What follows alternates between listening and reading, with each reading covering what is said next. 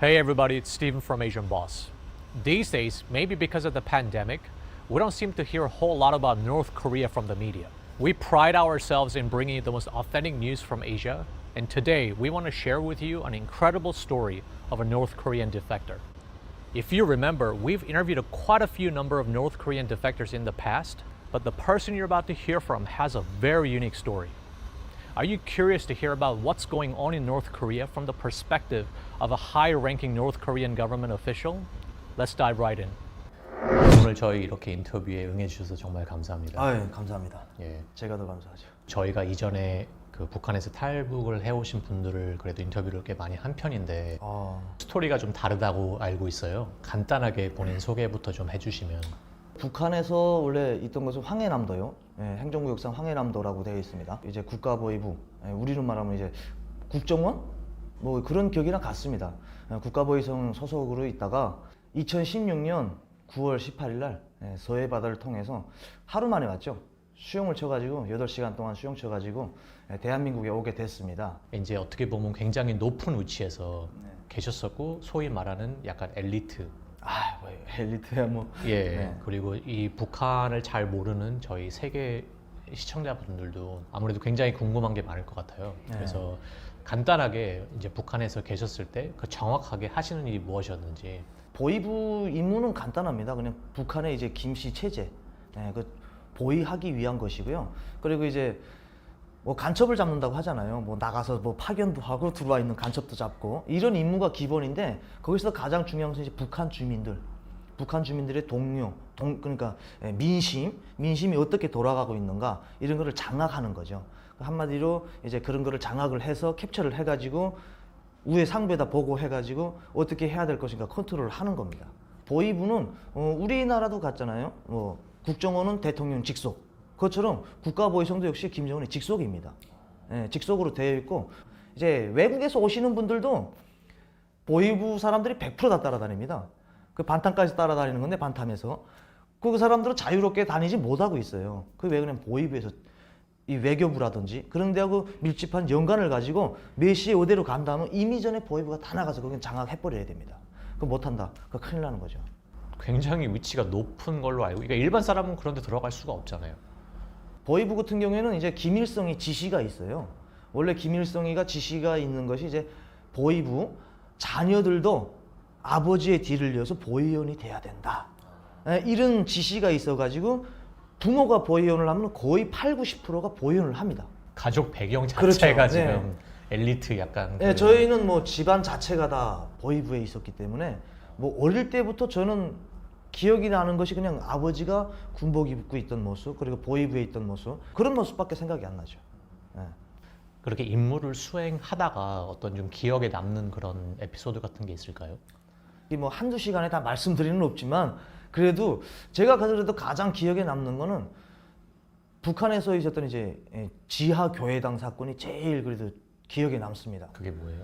북한에서는 이제 김 씨가 이제 주체 사상이라는 것을 내놓지 않았습니까? 자기 운명의 주인은 자기 자신이며 자기 앞길을 개척하는 힘도 자기 자신에게 있다. 이런 것이 바로 주체 사상인데 북한에서는 하나님이라는 것을 믿을 수가 없습니다. 북한에서 교회 갔댔다. 내가 교회 성경을 읽었다 하면 정치범 수용소까지 갈 수가 있습니다. 근데 이제 북한에서 황해남도 연안군 창덕리라고 행정구역상 그렇게 되는데 거기서 이제 2007년도부터 있었는 이 사건인데 여기서 이제 30명의 지하 교회인들이 북한에는 다 집들에 보면은 김일성이 김정일 초상화들 다 벽에다 걸어놓고 있어요. 무조건. 지금도요? 지금도죠. 그런데 이제 그 지하 교회당에서는 이제 그 김일성 김정일 초상화를 떼고 거기다 십자가를 걸고 거기서 성경에 대해서 이제 막 이렇게 선전을 한 거죠. 그것이 이제 보위부 정보원회에서 발탁이 된 겁니다. 그럼 그렇게 발각된 사람들은 어떻게 됐나요? 뭐 발각된 사람들은 당연히 처형 및 정치범 수용소 그리고 뭐 교화.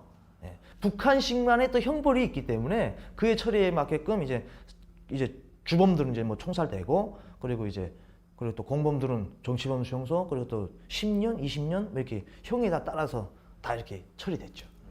그러면 정말 그 정치범 수용소라는 그런 것도 직접 보신 경험이 있으신가요? 왜냐면 어떻게 생겼는지조차도 사람들이 모르니까. 그렇죠. 어떻게 생겼는지조차도 모르는데 제가 정치범 수용소에서는 저희 가족이 정치범 수용소에서 있었기 때문에 잘 아는데 어떻게 하다가 정치범 수용소 관리하는데 거기에 장교로 있었죠. 아 장교로 그러니까 예, 끌려간 게 아니, 아니고 아니, 아, 끌려간 게 아니고 거기 통제하는 사람들이 국가보위부 소속인데 거기가 감옥이 아니고 큰 산에 큰 산 골짜기에다가 마을을 형성해 놨어요. 한마디로 말. 원시사회처럼 마을을 형성해 놓고 거기에 철조망 치고 이제 뭐 도망 못 치게 철조망 치고 가는 곳마다 기관총 다 걸어 놓고 이제 뛰지 못하게 경비 서고 그 안에서 농사를 집니다. 그 사람들은. 그리고 거기서 벼농사 짓고 돼지 키우고 강냉이 옥수수 농사 짓고 다 합니다. 거기서. TV도 못 보고 그냥 방송에서 일할 시간, 밥 먹을 시간 이런 거밖에 안 알려줍니다. 그래서 거기서 남녀 교제가 안 돼 있습니다. 그리고 그래서 표창이라고 하죠. 표창으로 하면 결혼을 시켜줘요. 표창 결혼. 일 잘하고 충성스럽게 하는 사람들. 그리고 관리소가 부류가 있어요. 나오는 부류가 있고 못 나오는 부류가 있어요. 영원히 정치범 수용소에서만 들어가야 되고 그리고 이거는 다시 한번 조회를 해가지고 나올 수 있는 정치범 수용소가 있어요. 그래서 실제 들어갔다 나간 사람도 있습니다. 이제 아무래도 탈북을 하신 지가 지금 그래도 많이 길게 5년 안 됐죠. 됐습니다. 예, 5년밖에 안 됐고 근데 확실히 막 10년 아니면 20년 전에 탈북한 분들하고는 이제 북한에서 돌아가는 상황이랑 좀 많이 다르다고 알고 있어요. 그럼 현재 지금 북한은 어떤 상황인가요? 뭐 민심으로 따지거나 네, 제가 뭐 여기서 말씀하시는 분들은 북한에 이제 김정은이를 대놓고 욕을 못해서 그렇지 북한 사람들이 100% 싫어한다. 이거는 거짓말입니다. 100% 싫어한다고 하면은 북한이 지금 현재 존재할 수가 없어요. 7, 80년 세월 동안에 지금 독재 정권이 유지되고 있다는 것 자체도 그만큼 기반이 튼튼하다는 걸 말해주고 있습니다. 그리고 북한 주민들이 김정일 시대 때보다 김정은이를 더 그래도 우상화하고 있다는 겁니다. 가장 중요한 것은 여기 있죠. 젊은 사람이지만 나라 통치를 잘하고 있다. 예. 왜? 북한 주민들한테 보여주는 이미지가 좋거든요. 나라의 통치자로서, 지배자로서, 그리고 지도자로서 보여주는 이미지. 북한 인민들하고 허물없이 마주 앉아가지고 뭐 대화도 나누고 뭐 물에 빠져가지고 병사들 찾아가고 쪽배 타고 가고 잘 안 된 건 잘 안 됐다고 막 뉴스에서 까고 하니까 북한 주민들이 새로운 모습을 보는 거예요. 너무나도 혁신적이다라니까 와 이게 뭐야. 역시 젊은 사람은 확고하구나. 북한 사람들의 전쟁관념 확고합니다. 전 세계적으로 보는 이 채널 아닙니까? 거기서는 솔직하게 말하고 싶어요. 북한도 역시 만만치 않다는 거. 북한 군인들은 똑같아요. 전쟁 우리는 한국하고 하면 이겨. 투철합니다. 이 사상이. 왜? 핵 보유고? 아무리 국제법으로 제재하고 통제해도 단독적으로 나가잖아요. 그래서 지금도 그 정권이 유지되고 있고 그 사람들이 아직도 김 씨를 옹호하는 겁니다. 사람들이 민심이 정말 어떤 좋은 면으로 지금 현재 지도자를 이렇게 보고 있다고 하면은 이런 정보원이나 그런 보위부에서 이렇게 해야 될 일이 약간 줄어들지 않는 거예요? 아니죠. 그렇게 잡아낼 필요가 없잖아요, 그러면. 아닙니다. 그렇지 않습니다. 밖에 있는 적 수백만보다 한 명이 안에 있는 간첩이 더 무섭다는 말 있지 않습니까? 그것처럼 한 명이든 두 명이든 북한에는 계급이 나눠져 있습니다. 북한은 계급 사회이기 때문에 이제 뭐 기본 계층, 중간 계층 그리고 제일 밑에 이제 감시 계층이라고 그러니까 한마디로 말하면 이제 그 사람들은 장악 통제해야 됩니다. 보위부에는 보위원 한 명이 통제할 수 있는 인원이 있습니다. 700명에서 1200명은 보위원 한 명이 장악 통제할 수 있습니다. 그게 가능해요? 가능하죠. 그래서 정보원 협조원이라는 것이 있습니다. 우리로 말하면 이제 뭐 미국 뭐 CIA라든지 이런 데서 보면 이제 스파이라고 하잖아요. 북한 같은 경우는 이제 안에서도 정보원이라는 것이 있습니다. 예.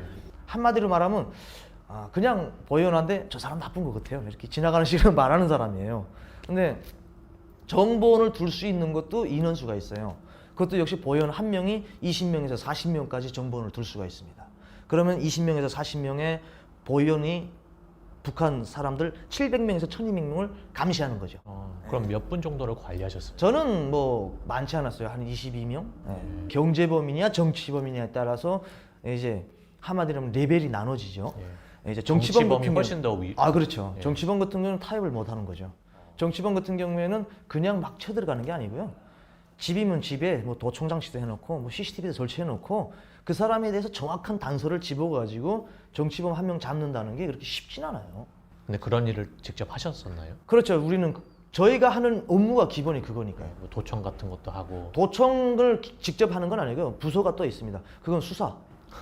수사에서 이제 도청 장치하고 거기서 딜의한 내용들은 정보에서는 또 이거 판단하고 분석하고 이런 쪽입니다. 완전히 그냥 인텔리전스 쪽이네. 예. 그럴 때도 제 생각에는 이제 워낙 엘리트의 그런 집단에 계시니까 생활하는 부분이나 아유, 그런 전혀 거는- 뭐 어려운 게 없으실 거라고 생각합니다. 그런 거는 전혀 어려운 것이 없었습니다. 예. 그러면 혹시 북한의 그 엘리트층의 사람들은 어떤 생활을 하고 있는지 좀 알려주실 수 있나요? 상위 10%의 엘리트라고 할 수가 있죠. 그 사람들이 왜 다 튀지 않고 거기에 있을까요? 돈 많지만. 솔직히 한국보다 살기 좋으니까요. 로마 시대라고 해야죠. 뭐 북한은 거기는 나이가 없어요. 계급 사회이기 때문에 나이 늙은이한테도 이 새끼 저 새끼에도 찍소리 못하고 그냥 옛날 뭐 조선시대 때 임금처럼 이렇게 해야 되니까 그러니까 간부들은 좋잖아요. 그렇다고 먹을 거 뭐 먹나요? 뭐 다 먹고 뭐 예를 들어서 뭐 자기가- 차를 뭐 좋은 차를 타고 다니든지 그런 거. 차도 뭐 벤츠 타요 그 사람들도. 그 차는 자기가 직무를 내놓으면 또 내놔야 돼요 그 차를. 자기 차가 아닙니다. 북한에는 차를 자가용을 가질 수가 없어요. 아무리 간부라고 해도. 자기 차를. 예, 자기 차를 가질 수가 없어요. 자기 차 있는 사람이 뭐 장사하는 사람들, 공공기관에 적을 걸고 있는 사람들 이런 사람들밖에 없지. 그리고 이제 선물차, 이제 뭐 체육 경기에서 이겼다든지 전 세계적으로 나가서 북한의 공화국기를 날리고 들어왔다. 뭐 이런 사람들한테는 김정은이라든지 이제 이렇게 선물로 주는 차가 있어요. 그 차 번호들은 원래는 216이라는 번호가 달고 다니는 것은 선물차예요. 근데 요즘 또 727로 바뀌었어요. 차 번호가. 왜요? 원래 216이라고 하면은 차 번호가 남바가 216 하면은 김정일이 생일이잖아요. 예, 김정일이 생일인데 이것도 또 참 재미있는 이야기가 있습니다. 차가 216 차가 꽤 오래된가 봐요. 근데 가는데 다른 차가 선행을 해서 앞서서 갔대요. 예, 근데 김정일이를 앞섰다. 이걸로 또 해가지고 이 사람 총살되고 그 차 번호를 김정은이가 216이면 안 되겠다. 727로 바꿔라. 그래서 7월 27일이 뭐냐면 정전협정한 날이에요. 근데 북한에서는 1954년 7월 27일 전쟁 승리 기념일로 자기네가 전쟁에서 이겼다는 기념일로 되고 있습니다. 그래서 727로 바꿨습니다. 우리나라는 차 번호를 보면 잘 모르잖아요. 이거 누구 그쵸. 차인지. 네. 예, 근데 북한에는 차 번호를 딱 보면 아 이건 어디 차라는 걸 알 수가 있습니다. 대단한 사람이 타고 있겠다. 요 그렇죠. 안에. 그러면 이 사람 함부로 못 타겠다. 예, 그런데도 굳이 북한을 떠날 그런 마음이 생기나요? 예, 거기 마음에 안 들더라고요. 그 모습들이 점점 마음에 안 들더라고요. 사람이 다 똑같은 사람인데 무지렁이라고 하는 사람이 있고 북한 일반 간부들은 북한 주민들 보고 앞에서나 인민들 하지 실제 들어가면은 인민이라는 소리 안 합니다. 뭐라고? 버러지라고 합니다. 그래서 제가 북한에서 기본 나오게 된 거는 여러 가지 요인이 있습니다. 여러 가지 요인이 있지만 그 중에서도 가장 큰 역할을 했던 것이 이제 북한에서 이제 삶이 희박해 보이는 거예요. 앞이 안 보이는 거예요. 예. 점점 북한 주민들도 김정은이나 김씨에 대해서 찬송하는 사람들도 많지만 이제는 싫어하는 사람도 좀 있거든요. 조금. 그러니까 조금 많지는 않지만. 하지만 정치적인 발언만 하지 않는다면 한국에 있는 사람들 못지않게 그냥 자유롭게 생활을 할 수 있지 않나요? 특히 엘리트니까. 그 정도 자유는 아닙니다. 우리가 생각하는 이 자유가 아닙니다. 한마디로 말하면 북한의 간부들이라고 해도 우리가 있는 국민들보다 못해요. 자기가 어디 여행 다니거나 어디 다닐 수가 없습니다. 그런 부분에서는 그것도 틀에 짜여 있어요. 그리고 자기가 어디 다니는 일가를 다 보고해야 되고. 간부들도요? 그렇죠. 간부들이라고 해서 생활청화 안 하는 거 아닙니다. 일주일에 한 번, 그리고 문화예술 부분 같은 경우에는 2일에 한 번씩 자기 비판. 그럼 혹시 서로도 감시를 하게 하나요? 서로 감시하고 서로 비판을 해야 되고 간부들이지만 서로 비판을 해야 됩니다 또. 가족 전체들이 다 이제 그쪽에 계신데 이렇게 지금 한국에 오셨잖아요. 그러면 가족들은 어떻게 되는 거예요? 저는 뭐 아버지는 이미 전에 하늘나라에 가셨고요. 아, 네, 하늘나라에 가셨고 어머님 혼자 계십니다. 예. 그래서 저 삼촌들 뭐 삼촌 엄마 이런 분들은 난 괜찮으니까 예. 대한민국 국민을 처음으로 만났던 게 2007년도에 만났어요. 강원도 원산항 보위부에 있다가 그때 대한접시자사로 아마 쌀이 들어왔을 겁니다. 북한에. 그때 그 처음으로 한국 배로 들어왔기 때문에 한국 선언하고 이야기하면서 부선장하고 이야기하면서 알게 됐어요. 그리고 대한민국에서 더 잘 알게 되면서 아 한국이 그런 데인가? 제가 알고 있던 한국하고 너무나도 차이가 나는 거예요. 한국은 굶주리고 헐벗고 뭐 완전 못 사는 나라, 그리고 미국의 식민지, 현대판 식민지로서 완전 짓밟혀 있는 나라로 알았어요. 그렇게 교육을 했고 대학을 졸업하고 황해남도 보위부 이제 배치 받아가지고 일을 하면서 거기서는 한국 TV를 다이렉트로 볼 수가 있어요. 그 보면서 제가 많이 느꼈죠. 세계는 이렇게 발전하고 있구나. 이런 걸 알게 됐어요. 그러다가 이제 아버지가 돌아가시고 제가 보이브에 있으면서 상급하고도 또 트러블이 생기고, 그리고 이제 2016년 8월 15일 전 박근혜 대통령의 광복절 축사에서 북에 있는 사람들 언제든지 대한민국으로 오라. 길은 열려 있다. 새로운 길은 열려 있다. 이 소리를 딱 듣는데 머리에 와서 꽂히는 거예요. 그래서 그래, 그러면 나도 한국으로 가야 되겠다라는 걸 그때 마음을 굳히게 된 거죠. 근데 굳이 왜 바다로 헤엄을 쳐서 오실 생각을 하셨어요? 바다로 헤엄치서 오게 된 거는 지형학상 이렇게 놓고 위치를 놓고 봤을 때 황해남도가 대한민국하고 제일 가까워요. 그리고 저희가 있는 위치가 쭉 올라가서 저 국경 쪽으로 오려면은 너무 멀리 가야 돼요. 그리고 제 친구하고 같이 왔어요. 저 혼자 간 게 아니고. 그 친구도 같은 부서에 있던. 아니요. 제 친구는 그냥 일반 사회 사람입니다. 네, 일반 사회 사람인데 그 친구하고 같이 왔는데 그 친구가 글로 갈 수 없는 요건이 돼가지고 제가 그냥 바로 제가 잘 알던 곳이니까 그냥 우린 서해바다로 수영을 쳐서 가자 해가지고 제가 보기에는 그게 그렇게 멀지 않았거든요. 물에 입수하기 전까지는. 그래서 한 거리가 2시간, 어느 정도 되나요? 6km 정도라고 하더라고요. 와, 그럼 6km를 헤엄을 쳐서 오신 거예요? 그렇죠. 네. 그러면 그 당일 진짜 그 결심을 한 날, 그 날을 좀 설명해 주세요. 아침부터 어떻게 하셨는지.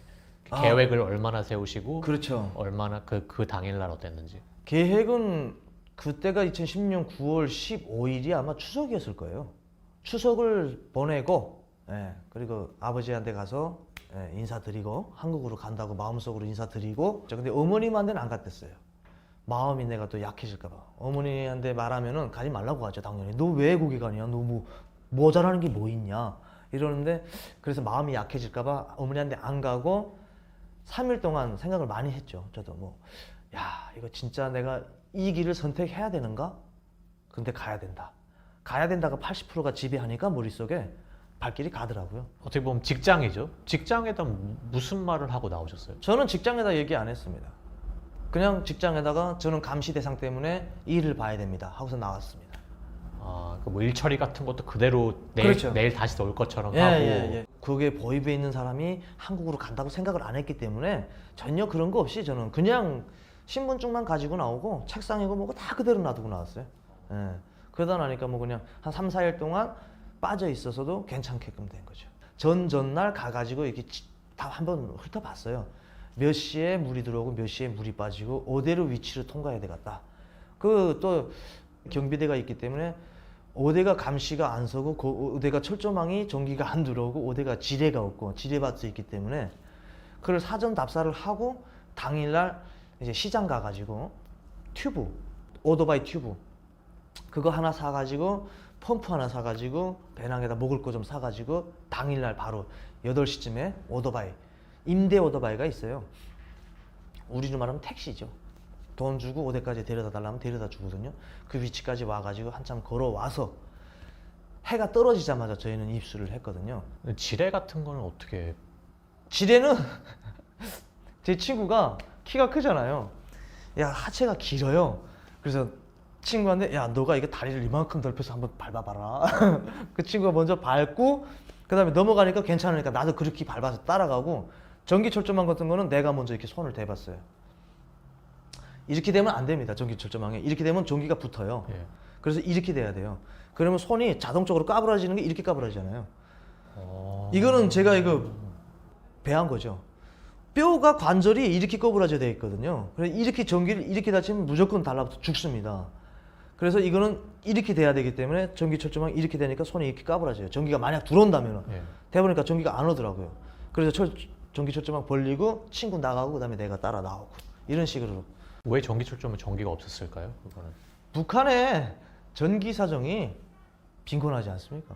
약하기 때문에 그렇게 정상적으로 전기를 이렇게 흐르지 못해요. 근데 뛰어들기 전에는 뒤에서 뭐 보는 사람들 뛰어들기 전에는 이제 사람들이 없을 때 물에 진입을 했죠. 진입을 했는데 이제 우리가 들어오자마자 이제 경비대가 잠복 근무를 나오더라고요. 한 10분만 늦어서도 저희는 못 뛰어들었죠. 잠복 근무 나오기 전에 저희는 철조망을 놓고 지뢰밭을 건너서 물에 딱 들어갔는데, 근데 그날따라 날이 얼마나 밝은지 대나처럼 밝았어요 달이. 근데 안에 군무를 나왔고 일어서면 뒤지갖고 예. 죽는 거예요. 예. 그 보복 전진을 둘이서 한참 했죠. 그 진흙에서 그냥. 예, 감탕에서 힘들더라고요. 엎드려 기기를 이제 한 100m 정도 했나? 100m, 150m, 한 200m 정도 했는데 달이 너무 밝아서 일어나서 뛰질 못했어요. 저희가 그 찰나에 진짜 하늘이 도왔죠. 그 달을 구름이 있잖아요. 새까만 네. 구름이 싹 가려버렸어요. 그 다음에 이게 뭐냐고 일어서서 저희는 뛰었어요. 예. 한참 뛰댔는데 보니까 이제 위험 구간이 벗어났어요. 예. 한참 벗어나고 어느 정도 뛰어오니까 그 다음에 또 물이더라고요. 예. 가장 거기서 좀 변수가 생긴 거는 튜브에다 바람을 넣을 수가 없더라고요. 왜요? 감탄밭이라서 얼마 못 넣고 그냥 후줄쭉하게 하고 배낭만 올려놨어요. 배낭만 올려놓고 한참 수영을 쳐서 오는데 옷도 다 입고 왔어요. 신발까지.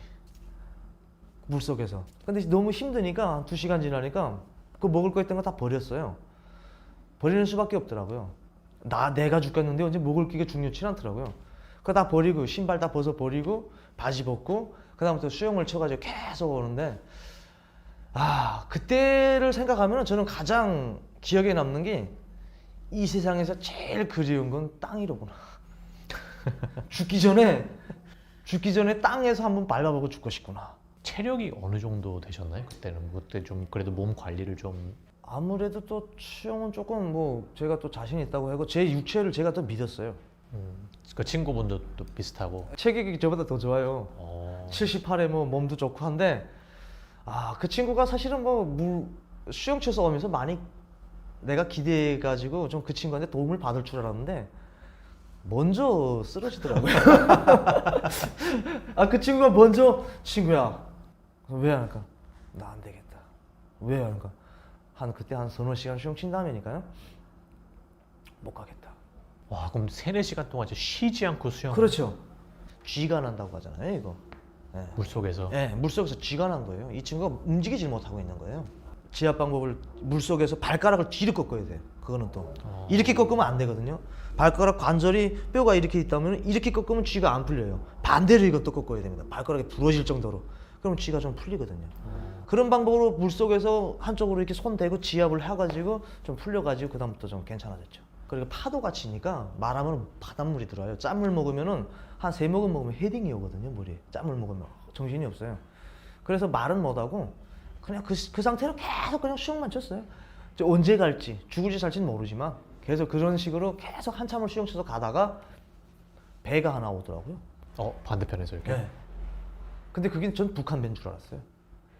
그럴 수도 있죠. 네. 네. 거기 바다에서 어디가 남이고 어디가 북인지 모른단 말이에요. 어디가 NLL을 넘었는지 안 넘었는지 이걸 모르겠어요.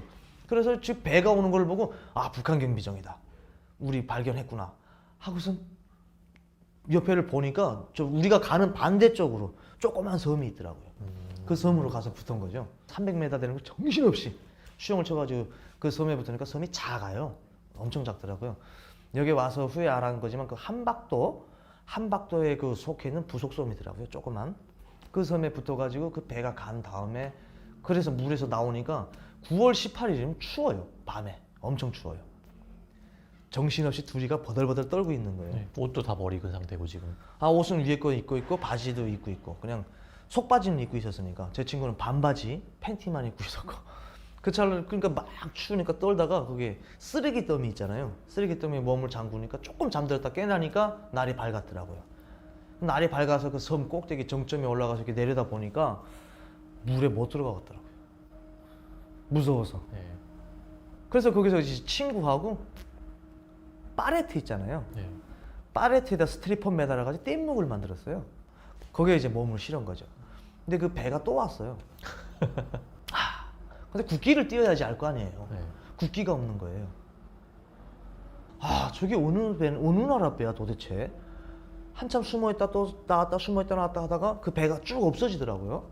그래서 이제 그 파레트를 던져가지고 우리가 목표로 삼았던 이제 해병대 뗏목을 싣고 몸을 싣고 이러면서 가댔어요. 손으로 하고 뭐 물 따라서 가는 거죠. 그런데 그 한국 쪽에서야 배들이 쫙 오는 거예요. 네. 아이고 드디어 이제 나오는구나 했는데 한국 이제 와가지고 귀순이나 그러더라고요. 귀순이다 하니까 그다음에 들어오게 된 거죠. 밤에 나왔던 배가 한국 배더라고요. 예. 이제 말도 그 해병대 그때 감시를 서던 그 군인을 만났어요, 제가. 그 사람이 발견을 해가지고 상부에다 보고를 냈어요. 귀순자 2명이 오는 것 같다. 해가지고 이제 배가 이렇게 마중 나왔던 거더라고요. 그쪽에서는 어떻게 알았대요? 아, 군사 장비라는 게 있잖아요. 거기서 이제 북한을 전문 감시하는 것 같아요. 그래가지고 이제 열 감시 시스템이라고 있는 것 같아요. 사람이 딱 순간 열로 이거 포착을 해가지고 사람이 움직이는 거. 근데 이제 물에 들어간 다음부터 한 2시간 지난 다음부터 감시 이거 자기네 감시 거기서 없어졌대요. 왜 없어졌냐고 그러니까 저체온증. 사람의 정상 온도는 36도 5부가 아니라 완전 내려갔잖아요. 물 속에 계속 있다나니까 그 감시 시스템이 목통이 된 거죠. 근데 그렇게 물 안에서 그 체온이 내려가는 상태에서도 그걸 8시간 동안 버텼다는 게 글쎄요, 정신력이 강했나 보죠. 어떻게 저도 살아난 지 진짜 꿈만 같아요, 솔직히. 그럼 이제 그 다음엔 어떻게 됐어요? 저는 군함을 타고 왔는데 군함이 막 쭉 오더니 인천항으로 오더라고요. 인천항에 딱 도착하니까 그냥 뭐 군복 입고 있지 거기다 칼까지 차고 있었거든요. 손칼을 요만한 거. 국가보위부에 있는 중위 계급을 단 사람이 신분증, 그리고 또 신분증에 또 거기다 또 긴급수사원증이라는 것도 있었어요. 긴급수사원증이라는 건 뭐냐면 북한에선 지역마다 다니는 걸 다 통제하잖아요. 네. 자유대로 못 다니거든요. 네. 평양시도 못 들어가잖아요. 승인 번호가 있어야 들어갑니다. 평양시. 근데 긴급수사원증 있으면 다 들어가거든요. 평양시까지 들랑달랑 할 수가 있기 때문에 그런 것도 있지 않으니까 이 사람들이 이게 뭐야 이렇게 된 것 같아요. 네. 그러니까 완전히 스파이라고 생각하시는 그렇게 생각한 것 같아요. 근데 사실은 그게 아닌데 귀순이라고 밝혔는데 들어오자마자 이제 국정원에서 헌병들 데리고 나와가지고 뭐 드라마의 한 장면이었죠. 뭐 키가 얼마나 구척 같은 사람들이 나와가지고 딱 이렇게 하고 가더라고요. 눈 안대 딱 싸매고. 네. 뭐 한참 뭐 인천에서 서울 그때 지금 생각해 보면 인천항에서 서울 오는 거예요. 바로 국정원에 가가지고 이제 뭐 국정원 그다음서 뭐 당일날 조사는 안 하고 오니까 뭐 이 사람들이 뭐 박수 치더라고요. 네, 박수 치면서 대한민국에 오신 것을 환영한다고. 그래서 뭐야 이거 사진 찍고 뭐 하더라고요. 뭐 인증샷을 찍겠죠. 그리고 일단 샤워부터 뭐 소금기가 있으니까 뭐 샤워부터 다 하고 오늘은 푹 쉬하라고 그러더라고요. 친구분하고 같이 계셨어요? 아니에요. 들어가자마자부터 그다음 갈라져 있었죠. 친구 따로 나 따로. 네, 나 따로 다 있으면서 그다음부터 개별 조사가 시작된 거죠. 다음 날부터 그다음에 본격적으로 조사를 하더라고요. 한 2달 정도 있었거든요. 그러면 그 조사를 어떻게 받나요? 그러니까 왜냐면 어떻게 보면 정말 북한에서 온 스파이라고 그런 의심이 들 수도 있잖아요. 그러니까 진짜 보위부에 있는 사람이 맞는가? 일단 그거부터 확인을 합니다. 거짓말을 치는 사람들도 있거든요. 그러니까 그 확인을 하기 위해서 보위부 부서가 어떻게 되고 뭐 어떻게 되고 거짓말 탐지기라든지 뭐. 거짓말 탐지기 했죠, 당연히. 아, 해요? 예, 그리고 뭐 보위부 체계라든지 그리고 또 제가 있던 그 황해남도, 강원도에 이제 건물들 위성 그걸로 해가지고 건물들 위치를 여기는 뭐다 쭉 다 알려주고. 그렇게 조사를 2달 동안 받고서 이제 나오신 거예요? 2달 받고 그다음에 이제 뭐 또 다른 조사로 또 모아서 또 1달 반 또 받고. 예. 그리고 또 나왔죠. 그러면 그 이제 사회로 나오신 거잖아요. 네. 그런 교육 같은 것도 따로 받고 예. 어떻게 받아요? 한국 시스템은 어떻게 돼 있고 뭐 어떻게 돌아가고 이런 것부터 일단 알려주고요. 네. 그냥 외대어를 많이 가르쳐요. 그렇죠. 북한은 영어를 잘 안 쓰잖아요. 네. 예. 그러다 보니까 그 외래어를 많이 좀 가르쳐주고 있어요. 뭐 나와가지고 처음엔 조금 한 2개월 동안은 조금 실망했어요. 솔직히 말씀드리면은 괜히 왔다. 왜요?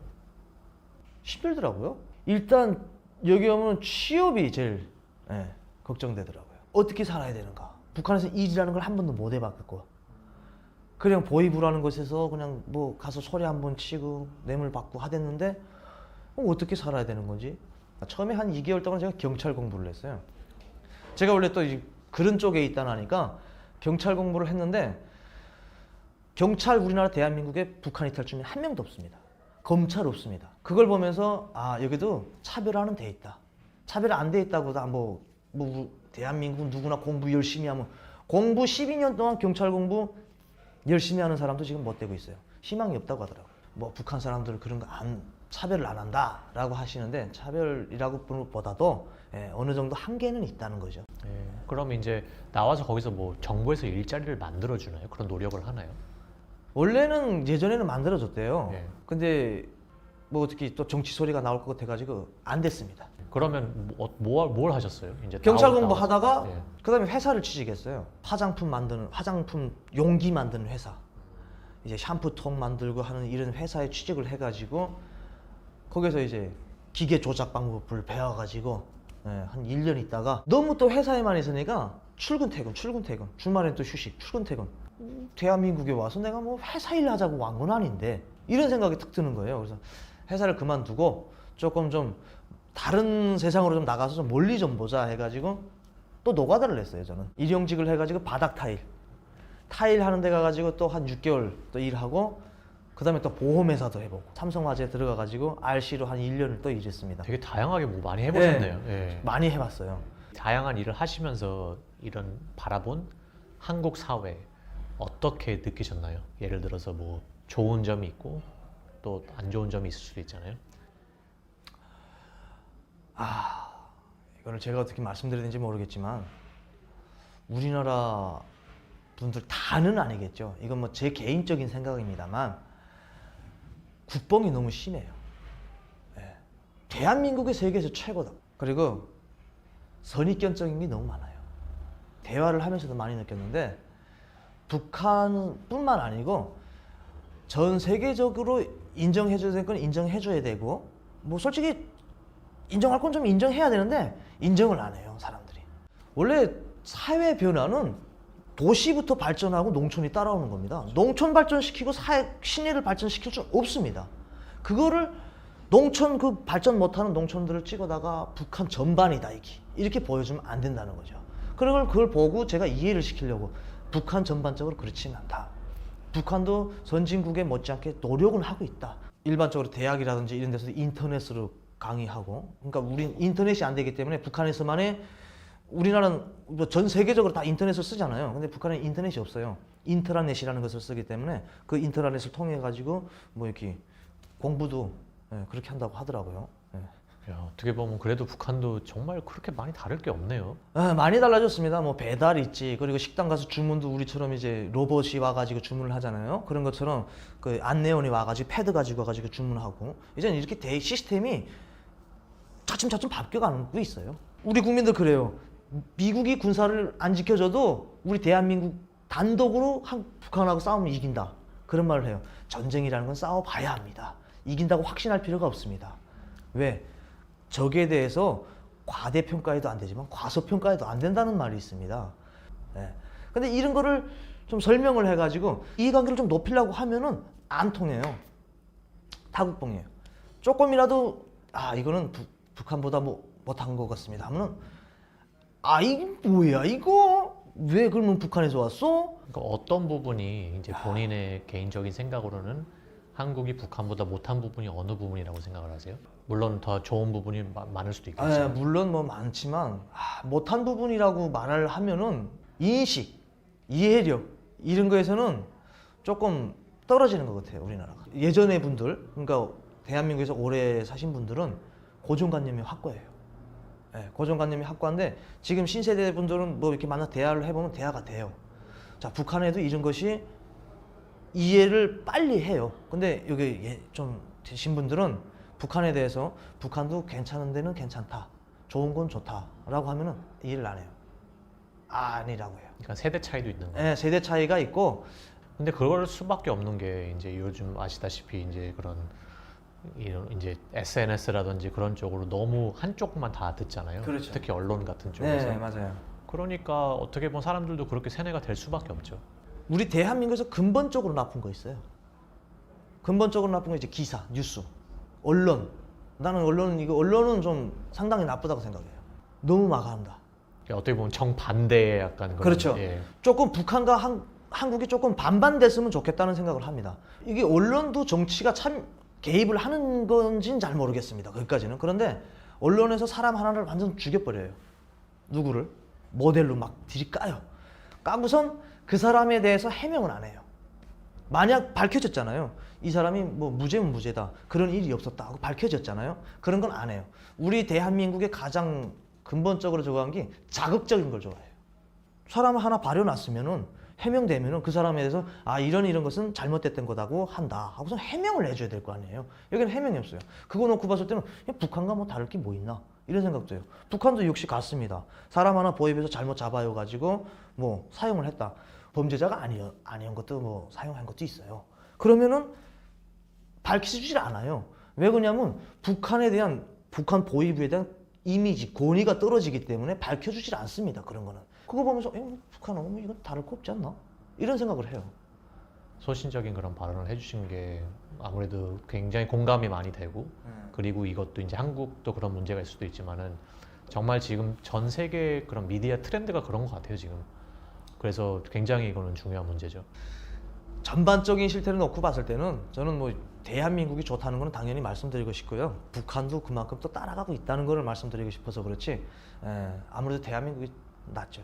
군사력 얘기가 나왔으니까 말인데 군사력으로 봤을 때 정말 이렇게 북한이 한국보다 많이 밀린다고 생각을 하시나요? 저는 그렇게까지 많이 밀린다고 생각하지는 않습니다. 예. 방송을 통해서라든지 뭐 유튜브를 통해서라든지 이거 알려주는 북한 군인들에 대해서는 뭐 진짜 이게 다 얇은 군인들만 알려주잖아요. 체격이 약하고 모자도 삐뚤러 쓰고 다 그렇진 않습니다. 북한 군인들은 북한에서 저도 뭐 북한에 있을 때 그랬어요. 싸우는 군인은 따로 있다. 그런 군인들은 그렇게 약하지 않아요. 그리고 군인 사람을 놓고 봤을 때도 그렇지만 군사력을 이제 장비를 놓고 봤을 때도 그렇게 한심하지 않다고 저는 생각을 해요.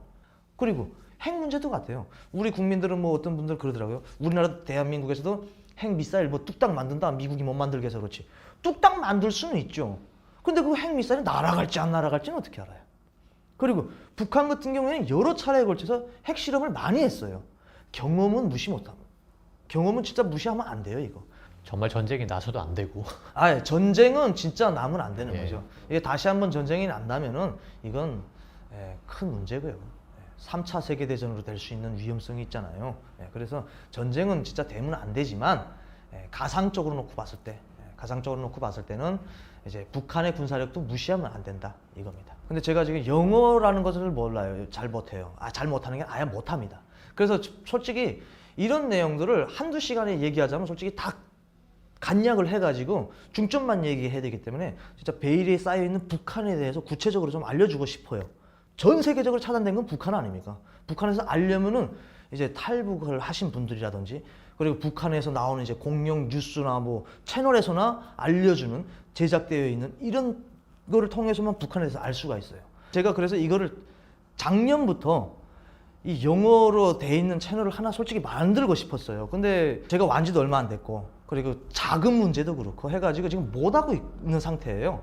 아무래도 이 영상을 보고 정말 이런 영어 자막 쪽으로 도와줄 수 있는 분, 한국말도 하고 그렇죠. 영어 자막도 또 도와주실 수 있는 분들이 좀 생겼으면 좋겠네요. 세월이 지나면 또 잊어먹을 거 아니에요. 그래서 자료를 다 적어놓고 있어요. 자유 있는 분들이 자유 없는 북한에 대해서 좀 관심을 가지고 정확하게 이중성을 띠고 있는 북한에 대해서 좀 정확하게 좀 보셨으면 좋겠다 이런 바람입니다. 혹시 북한에 대해서 그리운 점은 없으세요? 있죠. 뭐 30년 세월을 북한에서 살았는데 뭐 어떤 분들은 뭐 북한에 대해서 다 나쁘다고 하는데 뭐 북한에 대해서 그리운 것도 있습니다. 어떤 부분이 제일 그리우세요? 저는 뭐 솔직히 소박해요. 어머니가 끓여주는 토장국 먹고 싶습니다. 가장 그리운 건 어머니고요. 근데 아직도 연락을 못 하고 있는 이유가 있으신가요? 아직은 조금 시기상조라. 그리고 제가 이제 서해 바다로 대한민국에 왔다는 내용이 북한에서 이제 강의를 통해서 북한 주민들에게 알려졌대요. 보연을 하다가 대한민국으로 이제 바다로 간다 이런 것이 강의를 했대요. 그래서 지금 현재는 집안에 감시를 받고 있는 것 같아가지고 괜히 보낸 사람도 잡힐 것 같아가지고 아직은 조금 그리고 지금 쓰시고 계신 어떻게 보면 이름도 가명이신 거고. 이름은 가명으로 쓰고 있습니다. 그렇다고 뭐 가족들이 뭐 다치거나 이런 것도 없기 때문에 굳이 숨기고 싶지 않더라고요. 제가 뭐 이런 북한 내용들을 안 알려준다고 해서 좋을 것도 없고. 앞으로 하실 일들이 많을 것 같은데 어떤 개인의 어떤 안전이라든지 그런 거에 대해서 좀 두려우거나 그런 부분은 없으세요? 그렇게 두렵지는 않습니다. 뭐 북한에서 뭐 그렇게 저 때문에 그렇게 뭐 돈 들여서 키운 사람들을 그렇게는 안 할 거고 그리고 만약 그런 일이 일어난다 뭐 혹시 생명의 위험을 제거한다면 저는 긍지스럽게 생각하고 있습니다. 어떻게 보면 저희도 언론인데 예. 저희는 뭐 정치적으로나 전혀 관심 없고 예, 저도 뭐 같습니다. 북한을 뭐 나쁘거나 뭐 그렇게 볼 생각도 없고 예. 예, 그렇기 때문에 그냥 이런 저희의 진심이 좀 잘 전달이 됐으면 좋겠네요. 아, 예.